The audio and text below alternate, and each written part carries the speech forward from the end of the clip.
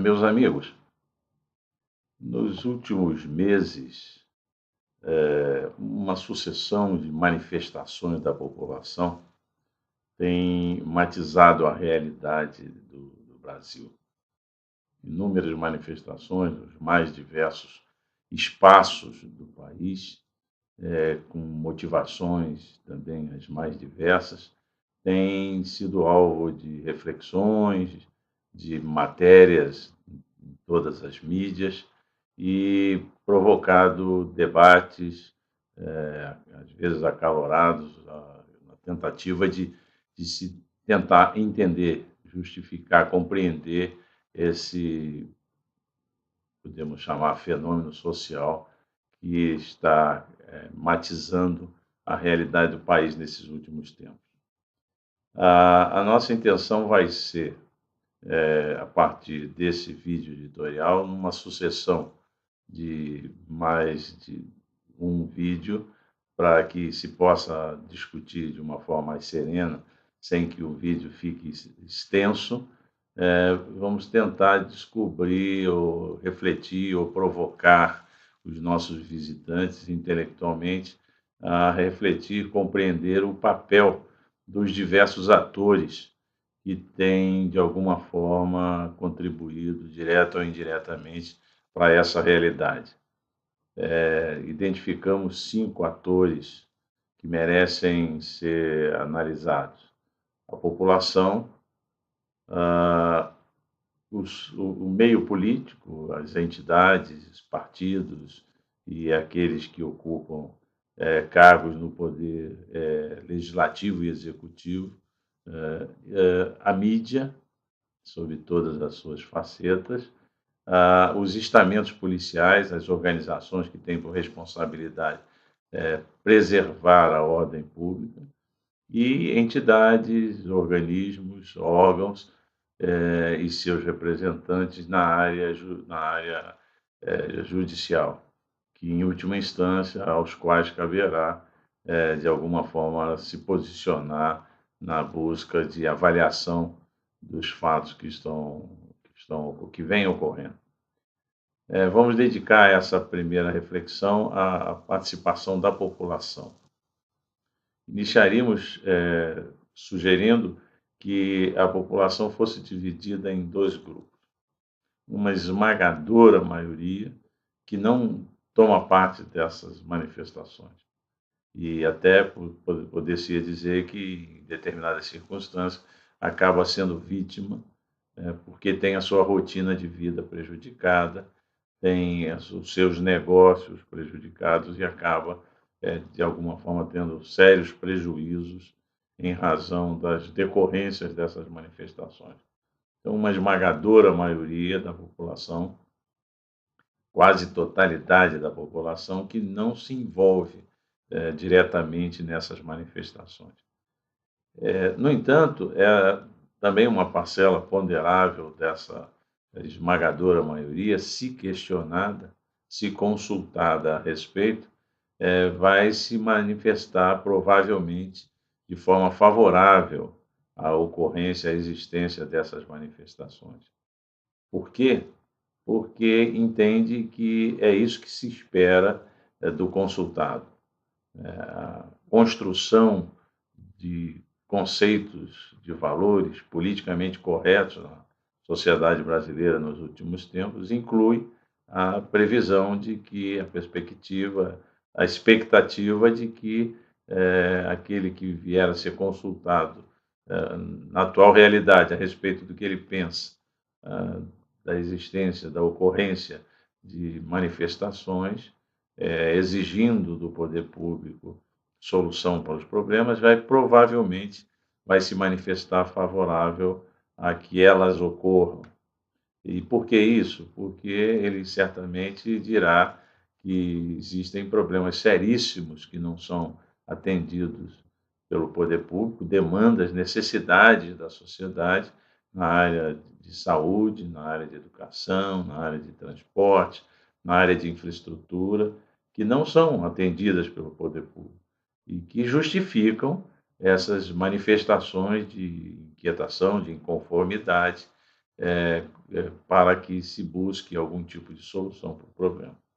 O que é interessante que se considere nesse processo reflexivo é que essa mesma esmagadora maioria da população, que a despeito de não participar das manifestações, endossa que elas existam e justificam esse endosso em razão dos fracassos administrativos do poder público em todas as esferas, ela irá recolocar, reconduzir os atores desse ambiente político aos cargos que ocupam hoje.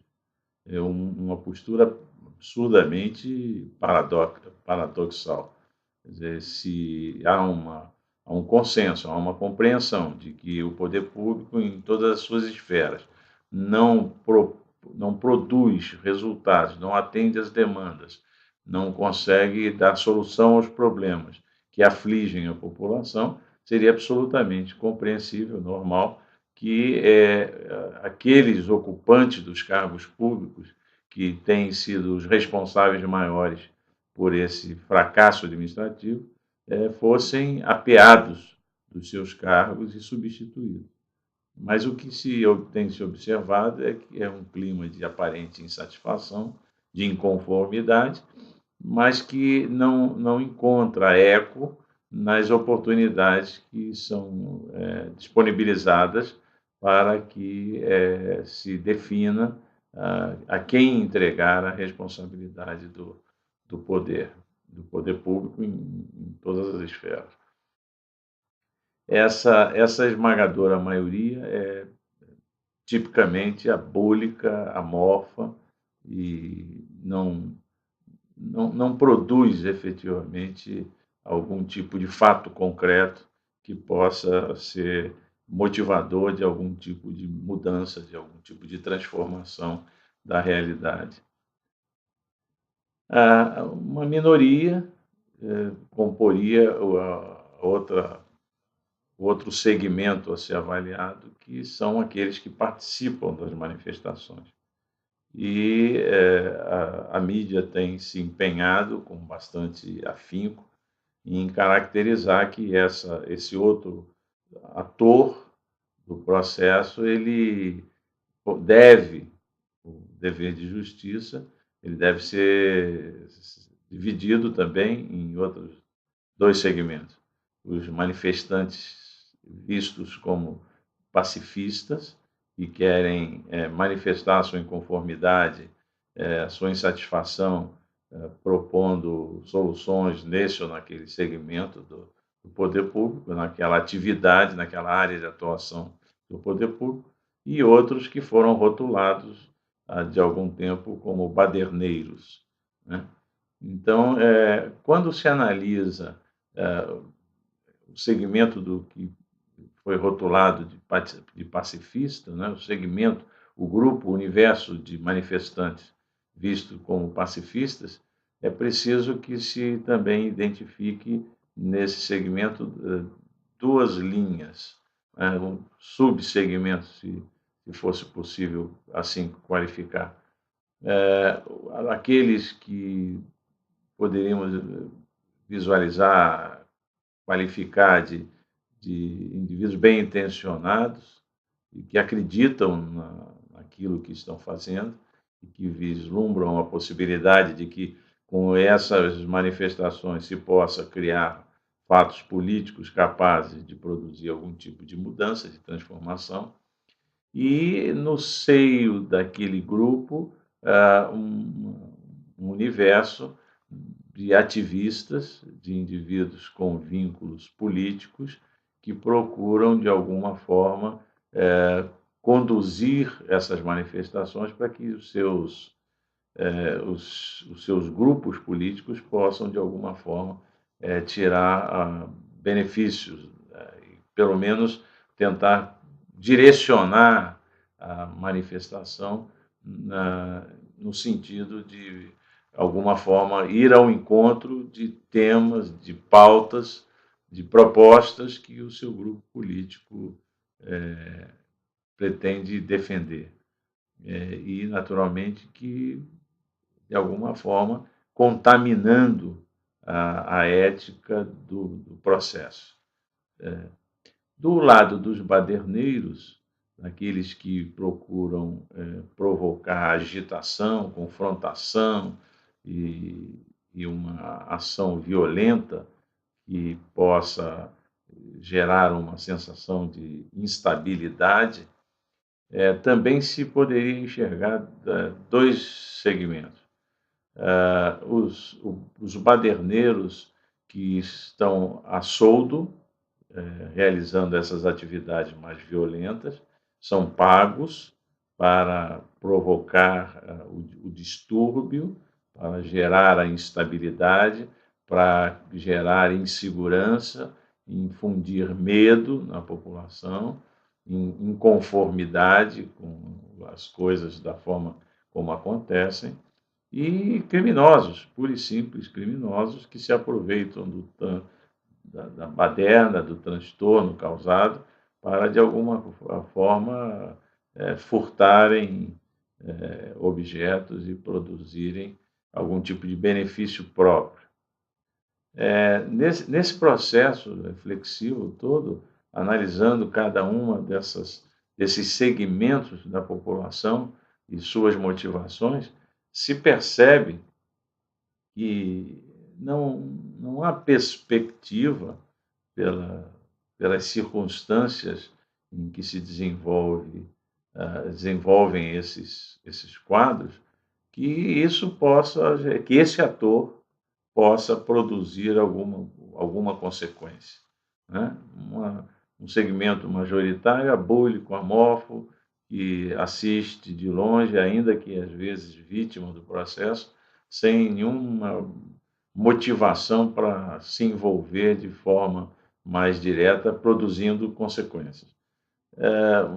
Um segmento que se manifesta de alguma forma, ainda que pacífica, mas com motivações menos nobres, na busca de fazer uso daquelas manifestações, daqueles fatos políticos, para tirar vantagem para o seu grupo.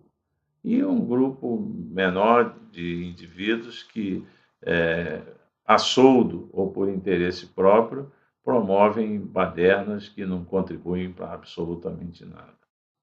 Então, esse primeiro vídeo teve o objetivo de, no contexto da análise dos diversos atores que participam de alguma forma, direta ou indiretamente, nessa realidade que tem se constituído em assunto de debate no país nos últimos meses, se percebe que esse primeiro ator não produzirá qualquer tipo de consequência benéfica, frutífera, que possa contribuir para a solução dos grandes problemas do país. Nos próximos vídeos, vamos analisar o papel dos políticos, da mídia, da área policial e da área judicial, tentando entender como esses indivíduos participam, quais são as suas motivações e o que se pode esperar de positivo da participação desses outros atores. Até o próximo.